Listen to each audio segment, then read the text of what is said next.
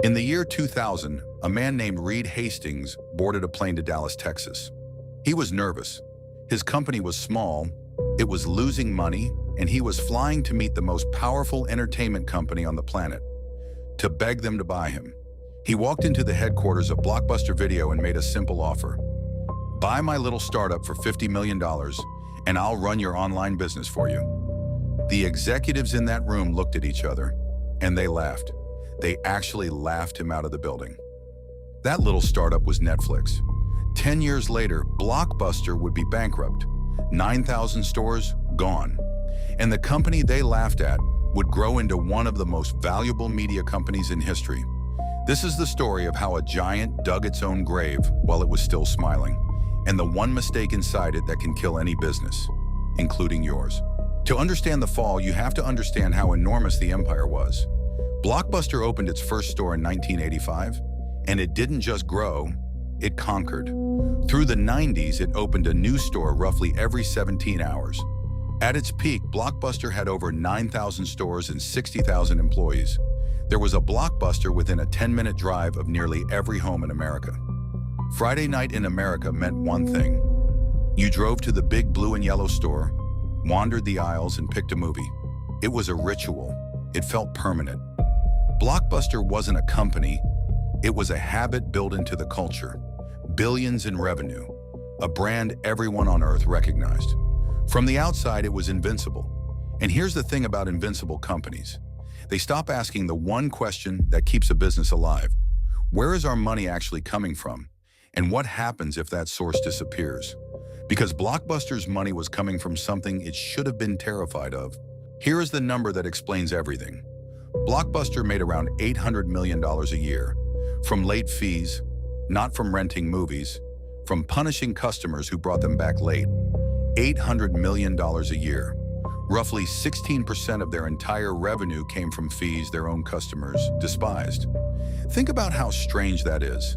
Their single most profitable product was making their customers hate them.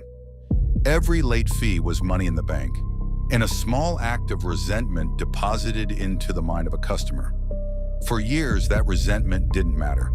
Where else were people going to go? The stores were everywhere. The company was addicted to a profit that was quietly poisoning the thing that kept it alive, the customer's goodwill. This is the trap that catches successful companies. A poison profit, a revenue stream so large and so easy that no one dares question it, even when it's rotting the business from the inside. And when a competitor comes along who removes the poison, the giant can't respond. Because the poison isn't a side dish, it's the main course. Removing it means cutting off its own arm. And that is exactly the competitor who walked in the door. Netflix had no stores, no late fees, a flat monthly price. Keep the movie as long as you want, and the next one arrives in your mailbox.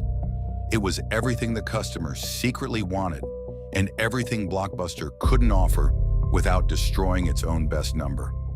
And here's the part that makes this story haunting instead of just sad. Blockbuster had everything it needed to win. It had the brand, the most trusted name in movies. It had the money, billions in revenue. It had the customers, millions of them, walking through the doors every week. It could have built a better Netflix than Netflix, bought the technology, crushed the startup with pocket change. It wasn't beaten by a lack of resources. It was beaten by a lack of will. Because using those resources meant admitting its favorite profit was a trap.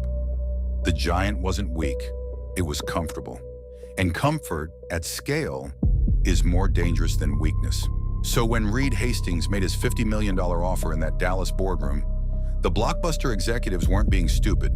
From where they sat, it looked obvious. Online rentals were a tiny, money-losing niche. They had 9,000 stores. Why would a giant pay $50 million for a mosquito?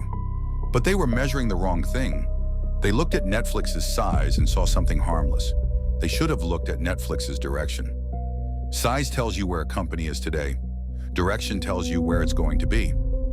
Netflix was tiny and aimed straight at the one weakness Blockbuster could never fix. By 2004, the laugh had stopped. Netflix was growing fast and Blockbuster finally moved. They launched Blockbuster Online. And their CEO, John Antioco, did something genuinely brave. He announced they would kill late fees entirely. He understood at last that the poison had to go. It would cost the company hundreds of millions, but he was trying to save its future. And that's when the company destroyed itself from the inside. Investors revolted. How dare he throw away $800 million in easy profit? The pressure was enormous. Antioco was pushed out. The man who replaced him reversed the plan, brought the late fees back, pulled money out of the online business. They had found the cure and spat it out because the medicine tasted bad. From there, the ending writes itself. Netflix kept doing the one thing Blockbuster couldn't. It followed the customer. When mailing DVDs started to fade, Netflix didn't defend its own business. It attacked it, launching streaming and walking away from the very model that made it.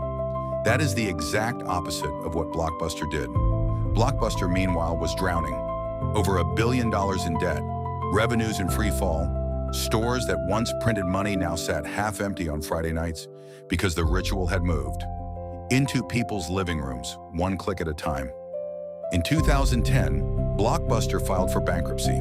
The 9,000-store empire was carved up and sold for scraps. The remains bought for a few $100 million, less than a tenth of what the company was once worth. The giant that laughed at a $50 million mosquito was gone. And the mosquito? It became a titan worth, eventually, hundreds of billions. Today, there is one Blockbuster store left on the entire planet. One, it survives as a tourist attraction, a museum of the most expensive laugh in business history. So what do you actually take from a grave this big? Not adapt or die. That's a bumper sticker. Here's the real lesson, and it's sharper than that. Blockbuster didn't die because it was lazy or stupid. It died because its most comfortable profit and its long-term survival were pointing in opposite directions. And it chose comfort. Every business has a version of the late fee, a product that's easy money but quietly costs you goodwill, a big client you resent but can't say no to, a way of doing things that works today and blinds you to tomorrow. The most dangerous number in your business isn't the one that's losing money, it's the one that's making money while it slowly kills you. The companies that survive aren't the ones with no poison profit. They're the ones brave enough to name it out loud and to measure direction, not just size. Where is your money really coming from? What would happen if it vanished?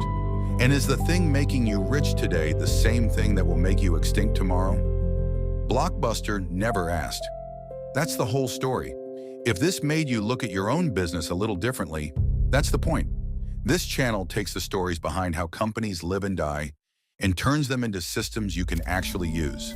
Subscribe and we'll do it again next week.